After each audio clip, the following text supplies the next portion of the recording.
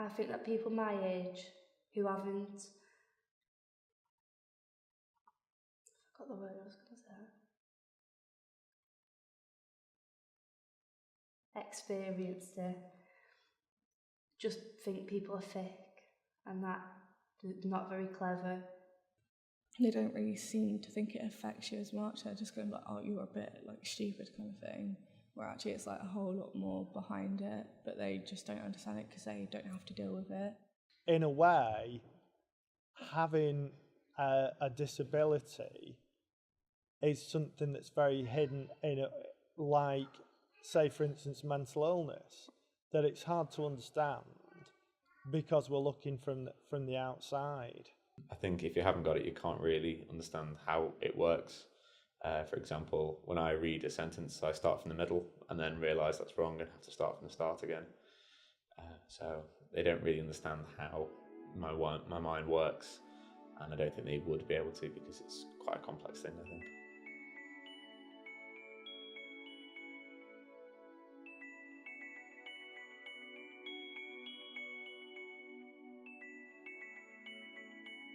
It's a hidden disability. So you see someone in a wheelchair, it's obvious that they have a disability. Whereas someone who's dyslexic, you can't see, there's no label, there's no flashing light above their head going, I'm dyslexic, I'm dyslexic. And most dyslexics tend to cover it up because with the reward and punishment scheme in the education system, you don't really want to reveal to people that you're dyslexic a lot of the time. I think things are changing now and attitudes are changing, but a lot of the time people would stay quiet about it, not discuss it. No one knows in my class I'm dyslexic, except from the teachers. No, I wouldn't want them to know, because I wouldn't like to get called or bullied for it. It's quite upsetting as well sometimes, I think, because of like other sides of it, like being bullied or like not having the help and stuff. Like I find it quite upsetting because like a lot of people ask me as well, and I find it a bit like upsetting how not a lot of people are aware of it, and then like they don't know how to like help me or yeah. A, B, C, C. E, D, F. G, H, I. J, K, L, M, N. The big sort of misconception is, oh well, they can't spell. They get the B's and the D's back to front. That isn't what dyslexia is. It's more about how cognitively you remember things, how you remember instructions, how you remember the alphabet, how you remember to sound words out. And the memory is one of the things that isn't given enough importance in the diagnosis of dyslexia. To be able to remember mnemonics, you have to have a good memory, because you're thinking of that. There's one for necessary, which I can't even think what it is now, but there are various mnemonics where you have to remember what the rhyme is. So, for example, the word colour, I could not spell it for a few years. So I always used to remember colour, orangutan, orangutan. I can't remember the rest now, but yeah. Big elephants can always understand small elephants. There's no cure for dyslexia.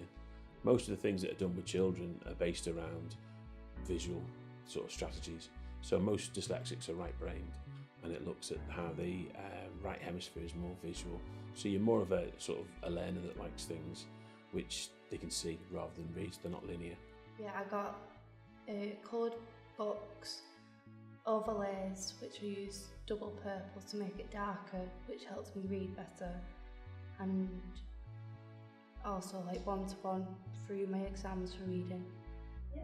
When I was actually in year 7 in school, I was given the name as Fick and put in a room called the SCM, which was for like basically people who are named Fick and are for extra help.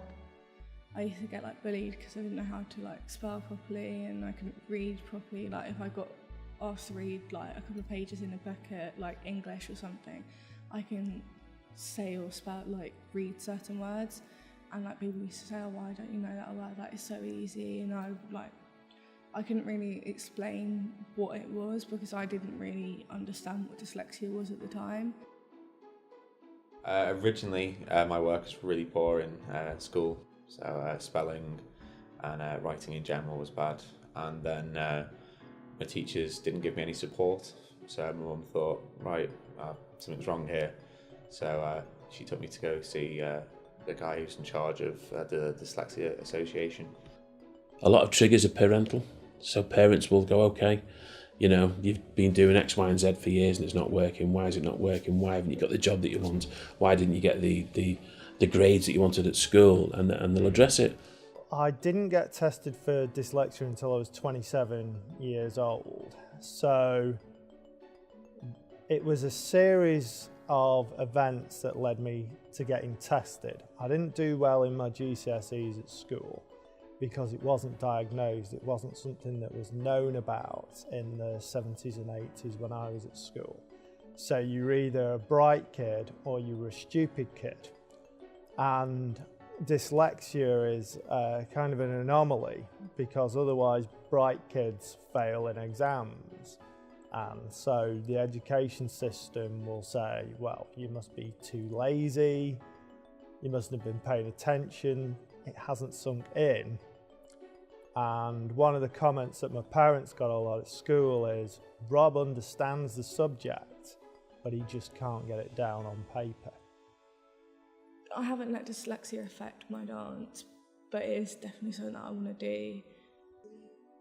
When you find it, your academics challenging, you've got no passion there. You don't understand when someone, is that way. If I compare Beth and Harry is much more academic, but is not creative in any way, shape or form. So I think it's a natural thing inside you. I think because Beth's dyslexia, she's always been passionate about the dance side of it. Like, I don't know if it's like listening to the music quite a lot because of having to like do it over and over again to like make sure everything's in time and perfect. I don't know if it's because I don't remember the music and then once it's kind of in my head, it's in my head. Like, I still remember some dances that we did last year for a show. Like, I still remember like the whole hip hop piece that we did, and kind of everyone else is a bit like, how do you remember all of that? And I just kind of, once I know the songs, I remember the dances. And I don't really understand like how I do it. I just kind of, I've always done it since I was younger, really, haven't I? I always remember dances. Apple Computers did an advert about 20 years ago called Think Differently, and it featured people like Mahatma Gandhi, John Lennon, Muhammad Ali, Elvis Presley, lots of very famous iconic figures. And then they found out that the vast majority of these people that they featured in the Think Differently campaign were actually dyslexic. And I think diverse thinking is always good in any field, whether it's the arts, the sciences, sport. Whenever someone kind of breaks the rules and is maverick in some way because they don't feel stuck in a box or that they have to copy everyone else, that they've thought something out for themselves, that always makes them a much more intriguing individual. The way I feel about being dyslexic is very embarrassed, and also I feel that I can't achieve as much as other people that don't have dyslexia, because other people have got a bit more advantage in life because they can read and they can write and spell, but because I'm dyslexic, it's holding me back from achieving what I could if I didn't have it. I'm thick. I can't. That's the world's full of people that are sort of doubters and begrudgers. You want more positive people around you to say, well, actually, you can do this, you can achieve this. It's just the right help and the right support. I think that I need to show people that I'm smart, I'm clever, but it just takes me a lot longer to do things. I've still got the same capacity, if not a greater capacity, and I've just got to show them that I can do it.